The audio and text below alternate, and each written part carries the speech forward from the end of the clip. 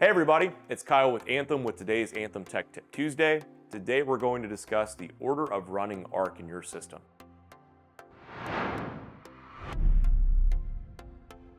So here in my home, I have Founder 100Fs, Founder 90C, and Surround 3s for the main speakers in my system with two E65R height speakers.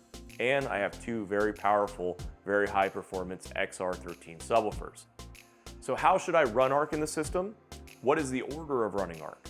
The order of running arc should always start with a powered bass driver, whether it's in the speaker or if it's in a subwoofer that has Anthem room correction on board.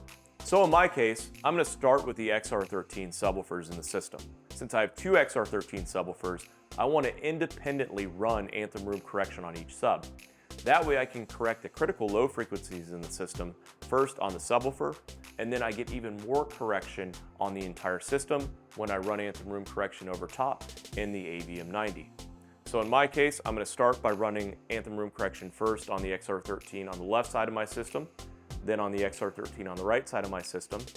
And once I've finished uploading those calibrations, I can use Anthem room correction to run Arc Genesis on my AVM90, maximizing the performance of my system by focusing on critical frequencies north of the subwoofer frequencies within the rest of the speaker system here at home.